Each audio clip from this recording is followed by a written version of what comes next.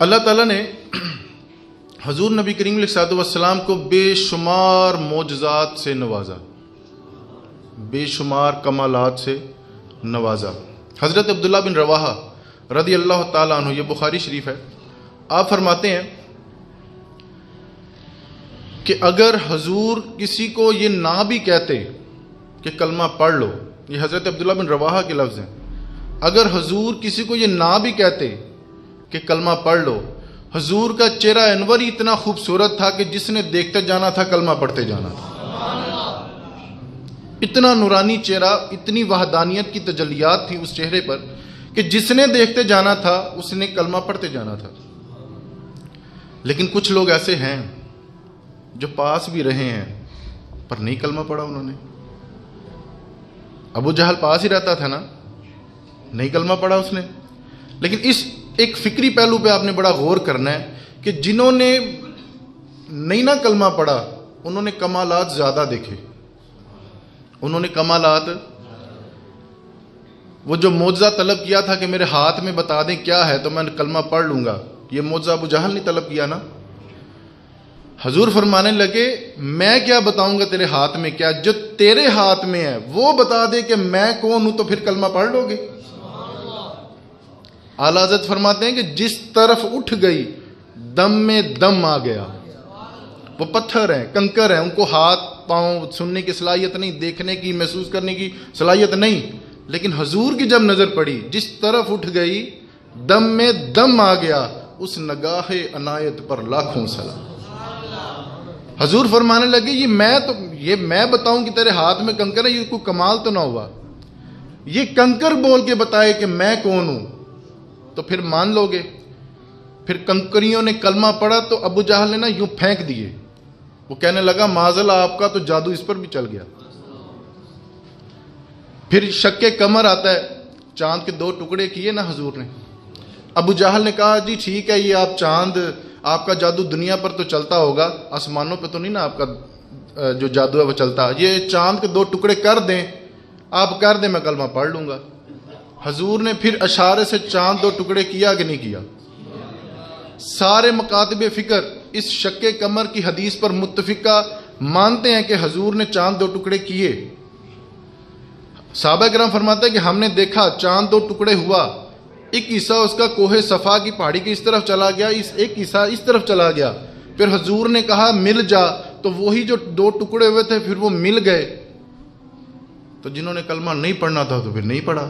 ابو جہل کہنے لگا اوہو میں تو سمجھا آپ کا جادو دنیا میں چلتا ہے، آپ کا جادو تو آسمانوں پہ بھی چلتا ہے۔ معاذ اللہ اس نے یہ لفظ کہے، لیکن جنہوں نے کلمہ پڑھا انہوں نے دلیل نہیں مانگی۔ حضرت سیدنا ابو بکر صدیق رضی اللہ تعالیٰ عنہ، حضور نے کہا کہ میں نے جس کے سامنے بھی دین پیش کیا، جس کے سامنے بھی میں نے دعوت تبلیغ کی، اس نے دلیل مانگی، یہ میرا ابو بکر ہے، یہ میرا ابو بکر ہے۔ میں نے ایک دفعہ کہا کہ رب وحدہ لا شریک ہے اور میں اللہ کا رسول ہوں، یہ فوراً اس نے دلیل نہیں مانگی، اس نے فوراً کلمہ پڑھ کے مسلمان ہو گیا، یہ میرا ابو بکر ہے۔ یہ فضائل ہیں، اور یہ صفت، یہ حضرت سیدنا ابو بکر صدیق کی یہ جو صفت ہے حضور نے بڑے اعزازی طور پر بیان کی کہ یہ میرا ابو بکر ہے، میں نے جس کے سامنے بھی دین پیش کیا اس نے دلیل مانگی، یہ میرا ابو بکر ہے، اس نے بغیر دلیل کے کلمہ پڑھ کر مسلمان ہو گیا۔ حضرت ابو الحسن خرقانی رحمۃ اللہ تعالیٰ علیہ، آپ ایک بہت بڑے درویش ہوئے ہیں، نام آپ نے سنا ہی ہوا ہے۔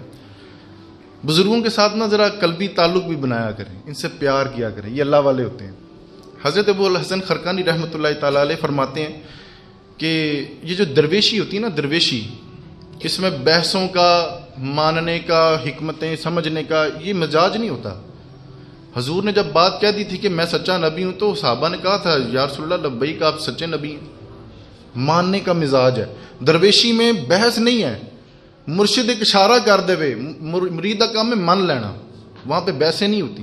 جہاں پہ دلیل مانگی جاتی ہے وہ اپنا نہیں ہوتا، جو دلیل مانگ لے، جس نے دلیل ہی مانگ لی تو پیچھے رہ کیا گیا۔ حضرت ابو الحسن خرقانی رحمۃ اللہ تعالیٰ علیہ فرماتے ہیں کہ درویشی میں بحث نہیں ہوتی۔ آپ واعظ فرما رہے تھے، تقریر کر رہے تھے، آپ مرید تھے حضرت باجزید بستامی رحمۃ اللہ تعالیٰ علیہ کے، آپ مرید ہیں۔ کسی نے پوچھا کہ آپ کے جو شیخ ہیں حضرت باجدید بستامی رحمۃ اللہ تعالیٰ علیہ وہ کیسے بندے تھے؟ وہ کیسے بندے تھے؟ آپ فرمانے لگے ہمارے شیخ کی تو کیا ہی بات ہے، کیا بزرگ ہوئے ہیں، جو ان کا چہرہ دیکھ لیتا تھا وہ کلمہ پڑھ جاتا تھا۔ یہ آپ نے تو سبحان اللہ کہہ دیا، آپ تو مان گئے، لیکن جس نے سوال کیا نا وہ کہتا یہ میں کیسے مانا؟ بس نہیں سمجھ میں آتی کسی کی بات، کسی کی عقل میں بات نہیں آتی تو پھر عقل میں بات نہیں آتی، اب اڑ گیا وہ۔ یہ کیا بات ہوئی آپ نے کہہ دیا کہ جو حضرت باجدید بستامی کا چہرہ آپ دیکھ لے تو وہ کلمہ پڑھ جاتا ہے۔ ابو جہل تو حضور کے پاس رہتا تھا، اس نے کلمہ کیوں نہیں پڑھا؟ سوال تھا اس کے ذہن میں، سوال تھا نا کہ حضرت باجدید بستامی ایک بزرگ ہیں، ان کا کوئی چہرہ دیکھ لے تو کلمہ لوگ پڑھ جاتے تھے بغیر کسی حیل و حجت کے، بغیر کسی دلیل کے۔ تو وہ جو ابو جہل تھا وہ تو حضور کے پاس ہی رہتا تھا، حضور کا چچا تھا، اس نے کلمہ کیوں نہیں پڑھا؟ حضرت ابو الحسن خرقانی رحمۃ اللہ تعالیٰ علیہ آپ سجادہ نشین ہے حضرت باجدید بستامی کی، تو آپ فرمانے لگے یار میں سفید داڑھی ہے میری، میں مسند پر بیٹھا ہوں، ایک بڑی گدی پر بیٹھا ہوں، حضور کے ممبر پر بیٹھا ہوں، میں قسم کھا کے کہتا ہوں اللہ کی عزت کی قسم ابو جہل نے ایک دفعہ بھی محمد الرسول اللہ کو نہیں دیکھا۔ درود شریف پڑھے صلی اللہ ہو۔ وہ بزرگ فرمانے لگے کہ میں قسم کھا کے کہتا ہوں کہ ابو جہل نے محمد الرسول اللہ کو کبھی نہیں دیکھا، اس نے جب بھی دیکھا اپنے بھائی عبداللہ کے یتیم بیٹے کو ہی دیکھا، اپنے عبداللہ بھائی کے یتیم بیٹے کو دیکھا۔ جب خیر کا جذبہ ہی نہیں تھا، کلمہ پڑھنے کا ارادہ ہی نہیں تھا، تو حضور جتنے مرضی معجزات دکھا لیتے، بس اندر سے جب دل سے اٹھے تو پھر ہی بات ہے نا، مرشد کامل کا چہرہ دیکھنے سے بھی رب یاد آ جاتا ہے۔ یہ تو سرکار کی حدیث ہے کہ کسی بزرگ کا آپ چہرہ دیکھیں، ولی کامل کی یہ نشانی ہے کہ جسے چہرہ دیکھ کے تجھے رب یاد آ جائے، وہی بزرگ کامل ہے، وہی تمہارا شیخ اور پیر بننے کے قابل ہے۔ تو بس اس کے دل میں نہیں جب بات اٹھی تو بات نہیں اٹھی، کچھ لوگ اڑ جاتے ہیں۔